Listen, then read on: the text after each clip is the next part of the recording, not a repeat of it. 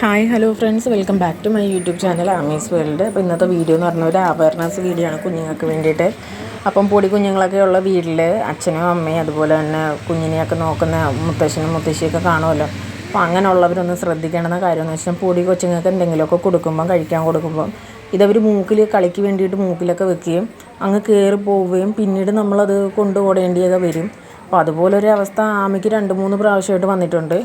അപ്പം കുഞ്ഞുങ്ങളുടെ മൂക്കിലേക്ക് ഇങ്ങനെ ആദ്യമേ പോയി കഴിയുമ്പോൾ നമ്മൾ പാനിക് ആവാതെ അവരെ സമാധാനപ്പെടുത്തുകയും കരച്ചിലൊക്കെ മാറ്റിയിട്ട് പതുക്കെ ഹോസ്പിറ്റലിലേക്ക് കൊണ്ടുപോയി എന്താണെന്ന് വെച്ച് കഴിഞ്ഞാൽ ENT ഹോസ്പിറ്റലൊക്കെ കൊണ്ടുപോയി നോക്കുകയാണ് ചെയ്യേണ്ടുന്നത്.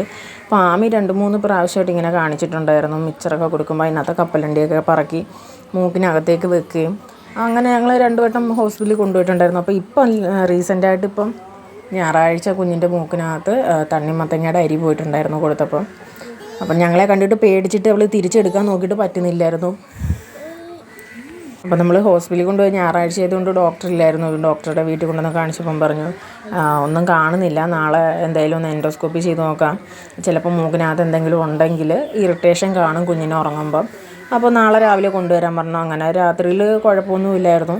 നേരം വെളുത്തപ്പം തുമ്മലൊക്കെ തുടങ്ങി. അങ്ങനെ ഞങ്ങൾ ആശുപത്രിയിൽ കൊണ്ടുപോയി മൂക്കിനകത്ത് മരുന്ന് വെച്ചിട്ട് എൻഡോസ്കോപ്പി ചെയ്ത് നോക്കിയപ്പം പറഞ്ഞു മൂക്കിനകത്തേക്കാണ് ഇരിക്കുന്നത്, ഇച്ചിരി ഉള്ളിലേക്കാണ്. അപ്പം ഭയങ്കര പാടായിരുന്നു. 2-3 വട്ടം ഇത്തിരി പാടുപെട്ടാണ് എടുത്തത്. അപ്പോൾ ഈ ഒരു കുരുമുളകാണ് കിട്ടിയത്. അപ്പം കുഞ്ഞുങ്ങളുള്ളവർ ഇത്തിരി ഒന്ന് കെയർ ചെയ്യണം കുഞ്ഞുങ്ങളെ.